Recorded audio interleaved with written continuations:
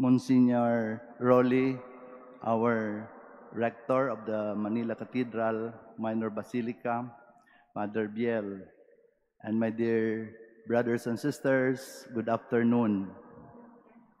Hello. Hi.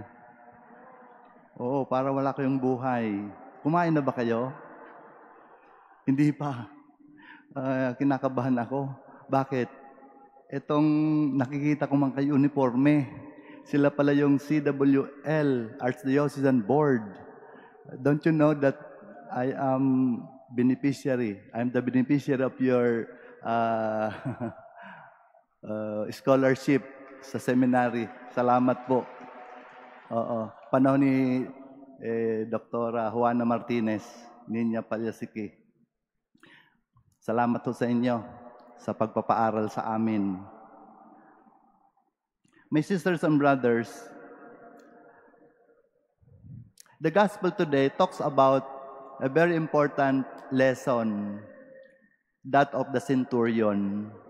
The centurion manifested his power to command with trust and respect.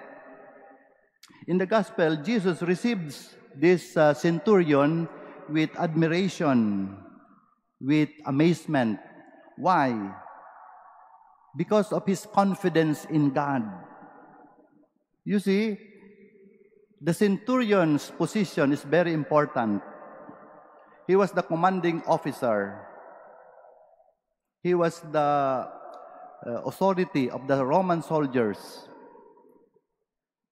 He is the cement or the glue that bind them together, binding them together. He is in control, and he has this authority over them. And yet, he practiced respect and trust in Jesus. He knows where he is.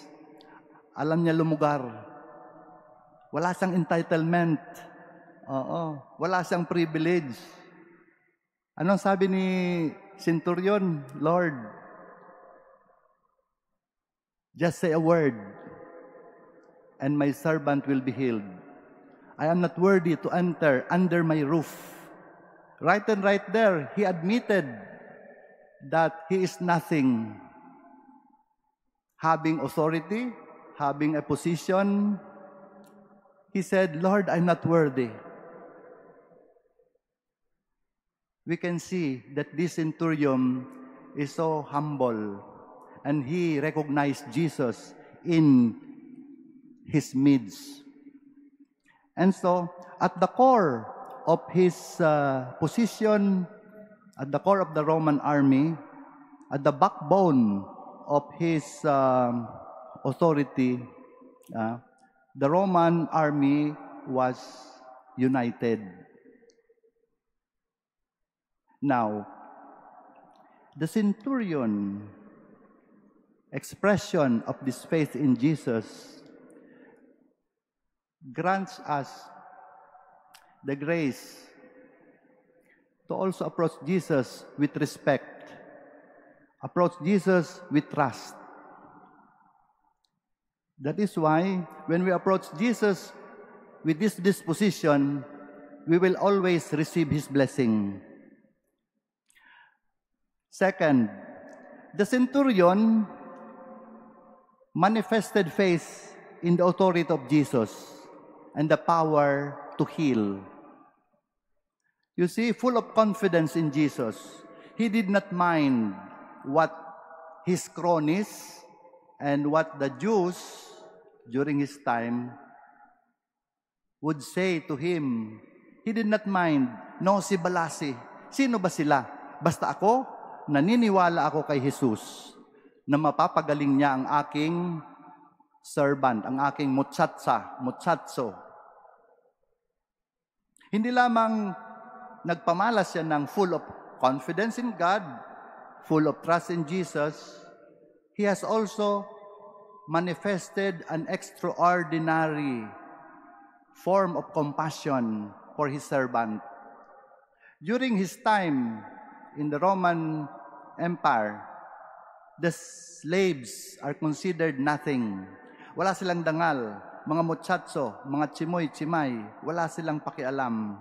Ginagamit sila, inaabuso sila. Yun. Pero itong centurion na ito, nagpakita ng pagmamahal sa kapwa. Hindi niya ininda kung anong sasabihin ng kanyang mga cronies. He is willing to suffer ridicule. He did not mind.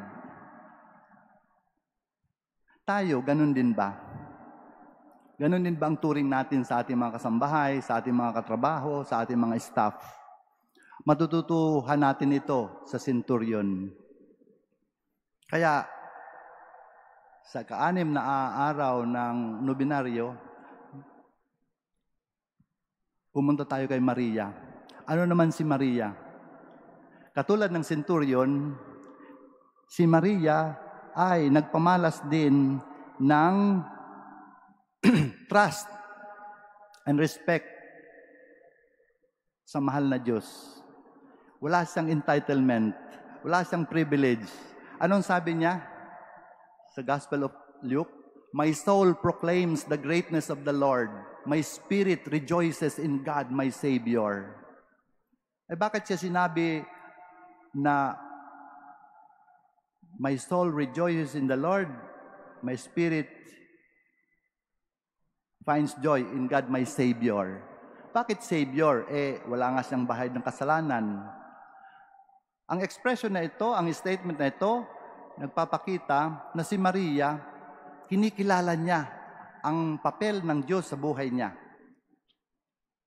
She was preserved from original sin, and therefore she recognizes God as her Savior. Preservative salvation. Ikaw, ako, tayong lahat, ano naman ang ating natanggap? Redemptive salvation. Because we are in dire need of salvation. We were redeemed by Jesus' passion, death, and resurrection. So si Maria, tinuturuan tayo na magpakumbaba. Tinuturuan tayo na kumilala, lumugar tayo kung saan tayo. Oo, hindi tayo basta-basta pasok ng pasok. We must observe boundary. Yan. Pangalawa, ang centurion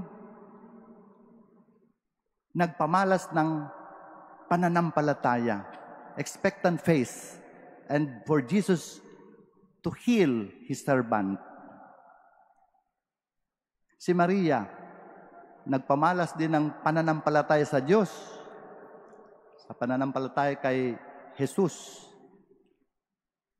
She was a courageous woman.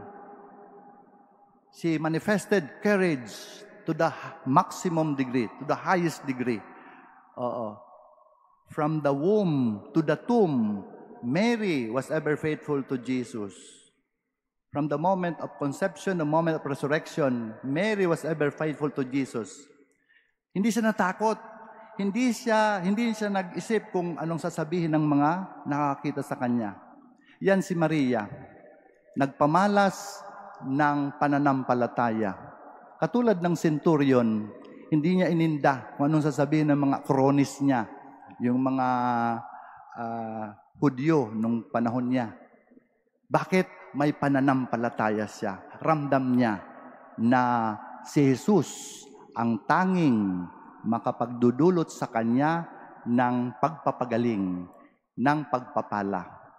Di ba yun ang ginawa ni Maria? Nawala ng alak sa kasalan, sa Kana. Anong sabi niya? Do whatever He tells you. Ayan. Do whatever He tells you. Mga kapatid, sa nobinaryo natin ngayon na ka-6 na araw, humiling tayo ng biyaya sa mahal na Birhen na tayo ay maging bukas palad, bukas loob. Ipahayag ang pananampalataya sa ating Panginoong Hesus. Sapagkat si Jesus lang, tanging si Jesus at laging si Jesus ang makabagdudulot sa atin ng tunay na kaligayahan at ng ganap na kaligtasan. Ang sabi ng centurion, Lord, I am not worthy to enter under my roof, but only say the word and my servant will be healed. Ako ho, 25 years na, pari. Kaya nga ako naimbitahan dito sa katedral na magpasimuno ng novenary masses, isa sa mga novenary masses, sapagkat kasali ako sa nagdiriwang ng 25 years anniversary as a priest. Ako bilang pari, nagbabalik tanaw ako sa nakaraan. Kaya ako ay nagbabayad utang, bumabawi ako. Kaya ngayong jubilee year ko, ako ay going on downward mobility. Bakit? Katulad ng centurion, nagpamalas siya ng tunay na panampalataya sa Diyos. Ako hindi pa. Hindi pa. Kaya ako bumabawi. Minsan, ang privilege, ang posisyon ay nangingibabaw. Kaya yun, babawi ako. Si Maria, anak ng ina ng Diyos. Hindi niya inisip na siya ay ina ng Diyos. Hindi niya pinangalandakan, ako ang anak ni Jesus, ako ganito, ganyan. Hindi. Low profile lang siya. Hilingin natin kay Maria na tayo ay maging mapakumbaba, bukas palad, bukas loob, sapagkat siya ang napakalapit na tao kay Jesus. Galing si Jesus sa Kanya. Kaya yun ang Kanyang biyaya. Kaya hilingin natin sa Kanya na tayo ay maging malapit kay Jesus ng todo. Si Cardinal Sin ang nag-ordain sa amin, yun lagi ang sinasabi niya, Maria. Oo, lumapit kayo kay Maria. Sabihin mo lang pangaral ni Maria, ikaw ay solved na. Maria, Mama. Maria, Assumpta. Maria, Reina. Maria, Abogada. Abogada di Campanilla. Ilalapit tayo kay Jesus. At si Jesus, hindi makakahindi kay Maria sapagkat siya ang nanay niya. Siya ang perfect disciple niya. Kaya, sa pagpapatuloy ng misa, hilingin natin kay Maria na idulog tayo kay Jesus. Na anman meron tayong problema sa ating attitude, character, behavior, sa ating katauhan, sa ating kaluluwa, nawa tayo rin ay katulad ng katulong ng servant, ng centurion servant, tayo ay makakasumpong ng kagalingan, wellness, wholeness, and happiness. Ave Maria Purissima, sin pecado concebida. Amen.